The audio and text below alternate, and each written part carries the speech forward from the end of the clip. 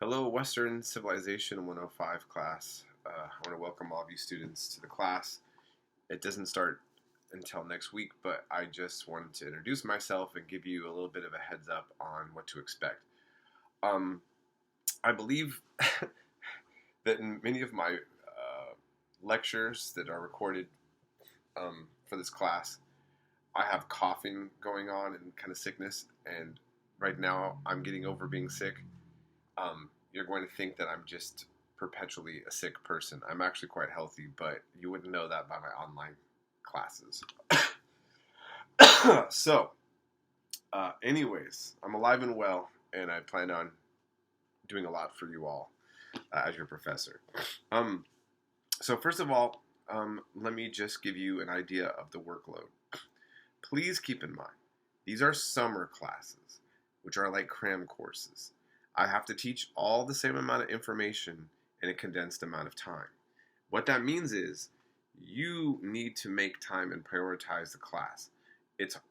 These are not easy for a lot of students, and this is not easy for the professors either. I struggle, but I chose to take the job, and you chose to take the class, and this is the reality. So what I want you to do is I need you to be in the mindset that you're here to work, and this has to be a priority, and it's going to not be easy to keep up with, but you will find it rewarding. And I also want to let you know that I don't make unreasonable demands, and you're going to see this. Most of my students have let me know, and I think that my reputation on this is known for those who have had me in the online world. I do my best to make things clear and concise, and I will always try to make the workload less instead of more, okay? But I still have a workload nonetheless. I still keep up my professional responsibilities that when I have advisors of other people, administrators looking at my classes, I am following what I need to do. So yes, we have work to do, folks, okay? But I am most concerned about giving you a quality education. And so what's going to be the work routine? Well, there's only going to be 2 days that you would ever have work turned in, Thursday nights or Sundays. And I'm most likely going to start having most of the work done just Sundays by midnight. I do not use the course, the calendar, so you're not going to see assignments pop up on your calendar. There's a reason for me doing this that is to your advantage. I'm not going to go into details why, but just know it's to your advantage. The why I'm setting it up that way.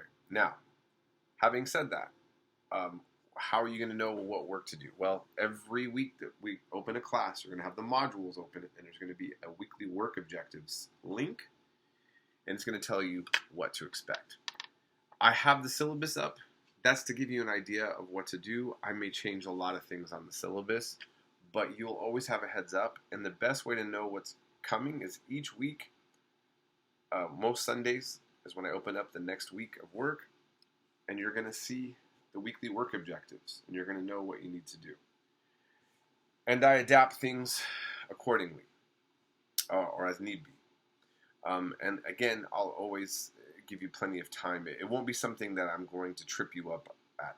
For the first week in particular, I'm going to really be lenient in terms of, I recognize that it's your first week of class. Some of you have never had an online class before, or you have a lot of work and you're just overwhelmed. So I'm going to be here to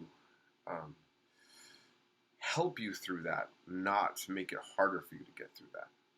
So please keep that in mind. Which means also this. I can't help you with things if I don't know who you are and I don't know what you need. There's many students who are intimidated by their professors. And look, I'm talking very professorially with my sick voice on, but I'm very approachable. As I've mentioned, my daughter, when she was younger, I had her full time for several years of my life, and her mom was still active with her, but I just happened to have her Monday through Friday, and that was me being a parent with no other adult in the room to help me out, right? And what I mean is, if you're doing online and you're at home and you have a child and they want your attention and there's no grown-up that can help distract them, you are distracted and it's very difficult. And I'm just bringing that up to say that I understand that you have life distractions that are real. So I'm very empathetic towards things. Sometimes I have students that are in the military, they're in the fire department, or they're in the medical field, or they're just going through a lot of stuff, a lot of personal stuff. Um, you can tell me your personal things if you want, but you really don't need to. I want to know is I'm going to give you the benefit of the doubt that if you tell me you're having a hard time and you're gummed up because of personal things, that's all I need to know. I'm going to give you the benefit of the doubt. And I'm always going to give the best advice that I think that I can give you based on whatever the circumstances are in terms of where we need to go to find success in the classroom. That's my job, to help you out with that, okay? So I'm not qualified to help you with those other things, but I can help you with this class. So please keep that in mind. Okay, so what is the work routine going to look like? There's going to be discussions, and you might find those the easiest, but I do have requirements for them, and you're going to make a post responding, and then you're going to reply to 2 other students, and you'll get points there. There'll be the video notes. Now, the video watching and the video notes are going to be the most time consuming of this class. Do not wait last minute to watch these videos. There's a lot of them. Now, if you were in my class for this, in a in-person class, despite how many videos I have, it's still not the same amount of lecture time that you would get maybe going into an in-person class. But it's still, I understand. It can be a little bit overwhelming. Some of my videos are better quality than others. You don't have to be in love with my teaching style, or, I know I go off on certain tangents that I think are related to the subject, but not everybody. Some of my students like that, and some don't like that. But you're still getting an education. You're getting the content given to you, and there's no way you're going to watch any video I produce unless you prove you did. Not because you're lazy, but because there's a lot of distractions. So the notes prove that you watched the video, and they're going to be a lot of points. Then you have 2 papers every Sunday, but each only 1 page, so about 2 pages to write. And they're going to be in direct response to a question I have that deals with subjects that we covered. I'm going to give a separate video on how to do those. I don't grade that hard with those, but I have a very specific set of things that I try to set you up for success with. I will, next week, when class starts, I will give you more information on what I expect notes to look like, and for your 1-page paper, so the 2 pages that you'll be doing for 2 different topics at the end of each week. Sometimes I will just pull us from doing papers. Sometimes I'll switch them to extra credit. Sometimes, I think most likely I'm going to just have all of our work. I used to do it where it's Thursdays, video notes, discussions. Sunday is the papers, done. But I'll probably start having most of the work due on Sundays. But again, you look out for that. So we're going to be Thursday nights by midnight for some work, and then always the papers on the Sunday by midnight, or I'm going to push everything off to Sunday. But you'll always get a heads up on that. Okay, so I hope that's clear enough. This is Western Civ. But as we get to the end, we're going to cover current events. And I'm going to have a lot to say about everything that's going on right now. And what's going on right now may be distracting a lot of you right now. It's distracting to me. My emphasis for history in my bachelor's degree is Asia and the Islamic world. And from my undergraduate work to my graduate work, I did a lot of work on Middle Eastern topics. I did quite a bit of papers on Assyrian identity. And the one topic that I have down the most, somewhat of an expertise on, I would say, is the Israel-Palestine conflict.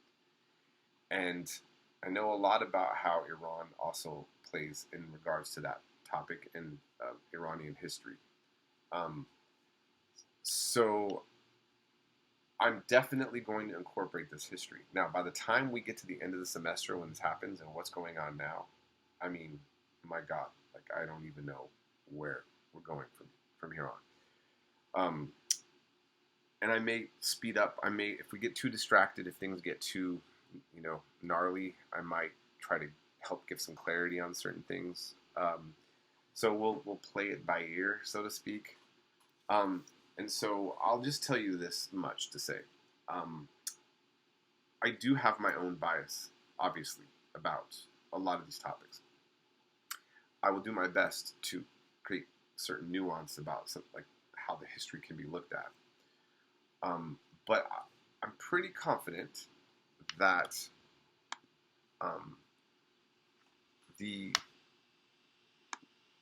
that whatever your politics are, you're going to be quite informed. The information I'm going to give you, you're going to find quite informative, and you will appreciate and you will feel enriched by. And so this is a very good time to take my class because the development of modern Western civilization, the context of Western hegemony in the modern world in relation to what's going on is huge. And I must say that all of the mainstream media, all of it, is garbage. If you really wanted to understand any of this, I am so disgusted every time I see anything talking about the Middle East or anything Eastern. I don't know. It's our mainstream media is garbage. It's very low quality. And here's what I'm getting at. It's not about saying it's left or it's right. It's not quality. You're not learning anything about the subject matter. You're not understanding why is this group mad at this group? Why are they mad at us? Why are we mad at them? What's at stake? What's the background? What do we do with this?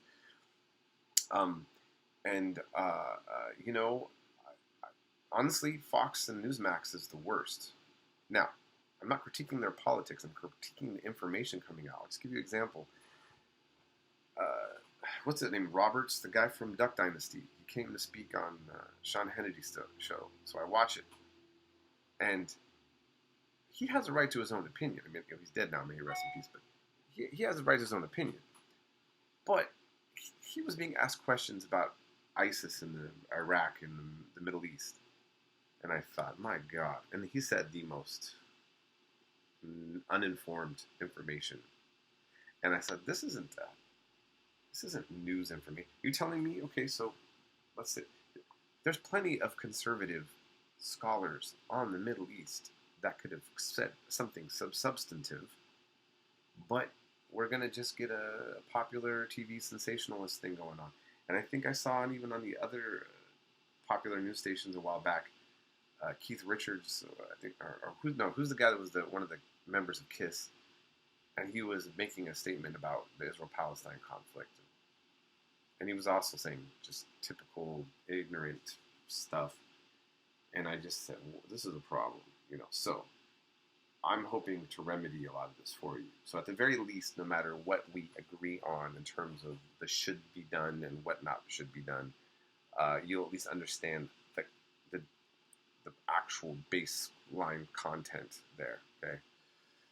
So that's all I'm going to say about that. So I hope you're having a good last week before school starts. As school starts, I'm just getting into Portland, Oregon. I'll be working there for most of the month, along with teaching these classes. So I might be a little discombobulated the first week, but bear with me. Still reach out to me. I'm going to be available, and I usually respond as quick as possible when it comes to emails and questions and all that kind of stuff. So, all right. It's nice to meet all of you.